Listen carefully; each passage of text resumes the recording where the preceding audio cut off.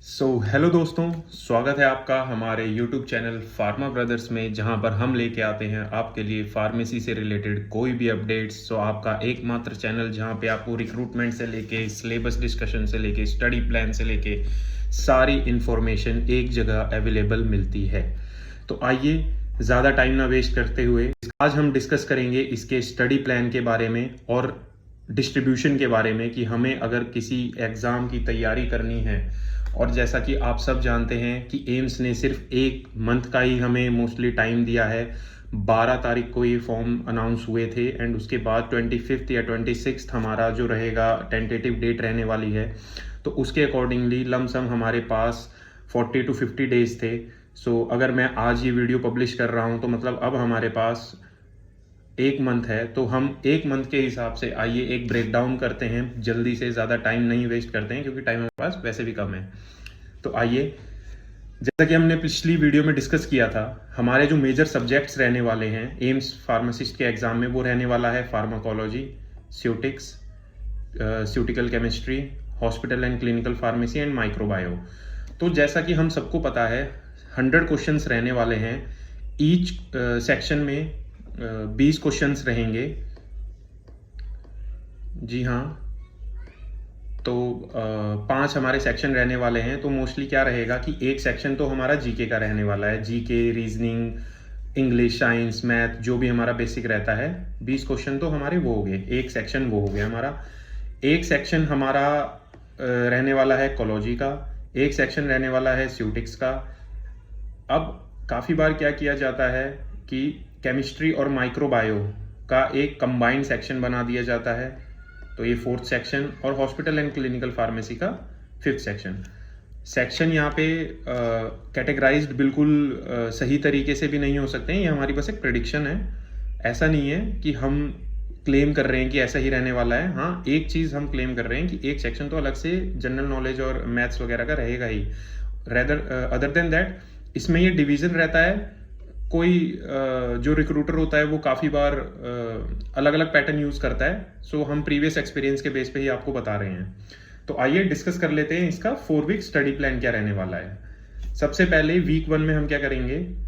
हम पहली बात तो अगर हम कल से शुरू कर रहे हैं लेट सपोज, तो हमारी अब डेली की रूटीन रहने वाली है कि हम 6 से 8 घंटे सिर्फ फार्मेसी पढ़ने के लिए देंगे। जी हाँ, 6 से 8 घंटे अगर हम करते हैं तो अगर आप डिवाइड भी कर लो तो 30 इंटू एवरेज लेके चलता हूँ साहब, 210 आवर्स हमारे प्रिपरेशन के लिए इनफ हैं।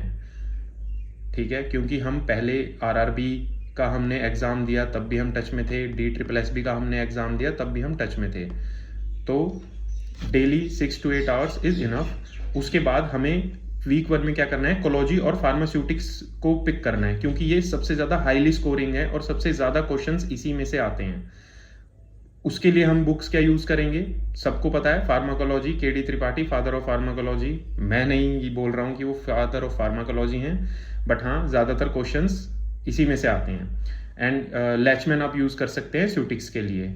ठीक है, इसका आप एक शॉर्ट फॉर्म ये कर सकते हैं कि आप शॉर्ट निमोनिक्स बना लीजिए, शॉर्ट नोट्स बना लीजिए, सो दैट आपको बहुत ईजी रहेगा। और कोलॉजी और स्यूटिक्स में बिल्कुल टिप्स पे रहते हैं फैक्ट्स तो हमारे। उसके बाद आ जाइए वीक 2 पे। वीक 2 में हम कवर करेंगे केमिस्ट्री एंड माइक्रोबायोलॉजी। केमिस्ट्री में हमारे पास सिंथेसिस पढ़ लेंगे हम, स्ट्रक्चर एक्टिविटी रिलेशनशिप, सार्स जिनको बोलते हैं, और थोड़ी बहुत आयुपैक का तो पक्का एक क्वेश्चन आता है। एक क्वेश्चन आ गया तो मतलब हमारा 1 नंबर तो पक्का हो ही गया। उसके बाद माइक्रो में हम पैथोजन पिक करेंगे, एंटीबायोटिक्स, स्टेरिलाइजेशंस और कल्चर मीडिया। ओके, ये बस 4 टॉपिक आप पिक कर लो। इसके अलावा आपको माइक्रोबायोलॉजी में अलग से कुछ पढ़ने की जरूरत नहीं है। और हाँ, एक और चीज़, कुछ ऐसे सब्जेक्ट्स होते हैं जिसमें ना हम प्रिडिक्ट नहीं कर सकते कि क्या पूछा जा सकता है। तो हम क्या करेंगे, हम PYQs देखेंगे, that is previous year questions. उसमें हम एक पैटर्न समझ लेते हैं कि एक पर्टिकुलर टॉपिक से ही पूछा जा रहा है। ठीक है, तो हम PYQ माइक्रोबायोलॉजी के लिए जरूर चेक करेंगे। उसके बाद आ जाइए वीक 3 पर। वीक 3 में हम हॉस्पिटल फार्मेसी पिक करेंगे, बहुत ईजी है। और हम थोड़ा लेवरेज लेंगे, बिकॉज हॉस्पिटल फार्मेसी का सिलेबस ज़्यादा वास्ट है नहीं, तो हम लेवरेज लेंगे कि हम रिवाइज करेंगे इसमें। ठीक है, हॉस्पिटल फार्मेसी में हम ड्रग स्टोरेज पढ़ लेंगे, एडमिनिस्ट्रेशंस पढ़ लेंगे, डोजेज फॉर्म पढ़ लेंगे, स्केड्यूल पढ़ लो, स्केड्यूल H पढ़ लो, X पढ़ लो। स्केड्यूल्स को तो आप रट लो, ज़्यादा है नहीं, 10, 12, 15 जितने भी मेजर ये स्केड्यूल्स होते हैं आपको बस वही पढ़ने हैं। उसके बाद हमें क्या करना है कि हमारे पास जो भी टाइम रह जाएगा, जो हम 6 to 8 आवर्स वीकली दे ही रहे हैं, डेली दे ही रहे हैं वीक वाइज, तो अब हम क्या करेंगे, प्रीवियस जो हमने 2 वीक में पढ़ा हम उसका रिवीजन करेंगे।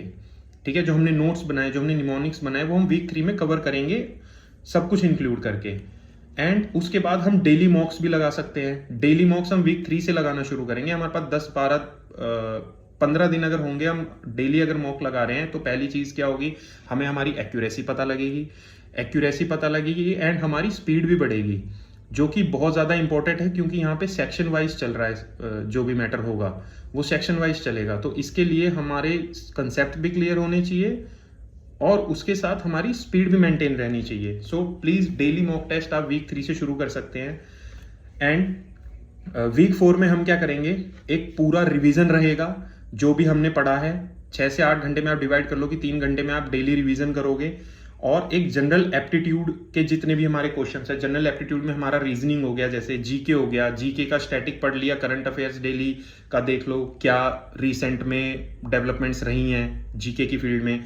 उसके बाद रीजनिंग और इंग्लिश के लिए मैंने आपको बताया, अगर आप आधा घंटा भी देंगे तो इनफ है। अगर 20 में से कम्युलेटिव क्वेश्चंस 8 से 10 भी आ रहे हैं रीजनिंग और इंग्लिश के, तो आपके 10 के 10 नंबर लिखे हुए हैं, अगर आप लास्ट वीक में सिर्फ आधा घंटा भी पढ़ते हैं। क्योंकि यार मैं ये मान के चल रहा हूँ, DSSB और RRB की तैयारी सबने की है, ठीक है, कोई ऐसा नया वो नहीं आ रहा है ना, तो इनफ है, आधा घंटा इनफ है। उसके बाद अगर मैं बात करूं तो मैं कुछ टिप्स आपको देना चाहूंगा। PYQ प्रीवियस ईयर क्वेश्चंस के लिए आप गोल्ड माइन की एक बुक आती है, लास्ट के 5-10 ईयर की, उसमें क्वेश्चन होते हैं सारे फार्मासिस्ट एग्जाम्स के, आप वो पिक कर सकते हैं। ठीक है, मॉक टेस्ट लगाइए डेली, इससे क्या होगा, आपकी स्पीड भी बनी रहेगी, आपकी एक्यूरेसी भी बनी रहेगी। ठीक है, और ये वाली चीज हमें रियलाइज होती है, जो बंदा मॉक लगा रहा होता है और जो रियल टाइम में पेपर दे रहा है ना, उसको पता लगेगा कि हाँ यार व्हाट एक्चुअली हेल्प्ड मी, है ना। उसके बाद आप नोट्स की रिवीजन करिए। ठीक है, हमें बिल्कुल भी गैसिंग नहीं करनी है। गैसिंग में क्या होता है, गैसिंग में हमने एक तो सही कर दिया, लेकिन हमने 4 लगातार गैस कर दिए ना गलत, तो हमारा एक जो सही भी था यार वो भी कम हो जाएगा। आप ये चीज बिल्कुल मॉक टेस्ट में देखना, गैसिंग मत करना। जैसे एक आपने मॉक लगाया उसमें गैसिंग करो, एक में मत करो। मतलब गैसिंग करनी चाहिए, मैं ये नहीं बोल रहा, बट आपको मेजोरिटी ऑफ नहीं, मैं बोलूंगा अगर 100 है तो 10 या 15% ही आप ये चीज करो, है ना। 8-10 क्वेश्चन में आप गैस कर सकते हो, उसके अलावा अगर आपको नहीं आ रहा है तो आप छोड़ दो। और 8-10 में मैं स्टैटिक जीके से लेके आपके सब्जेक्ट सब कुछ इंक्लूड करके बोल रहा हूँ। ठीक है, और अपना हेल्दी रूटीन रखिए, स्लीप साइकिल पूरी कीजिए, हाइड्रेटेड रहिए, स्ट्रेस कम लीजिए, क्योंकि सब सेम स्टेज पे है, कोई हमसे आगे नहीं बढ़ा है, कोई पीछे नहीं गया है, सबको बराबर टाइम मिला है। हाँ तो दोस्तों, ये था हमारा एक डिटेल्ड एनालिसिस, कैसे हम एक स्टडी प्लान अपना बना सकते हैं और उसको फॉलो कर सकते हैं।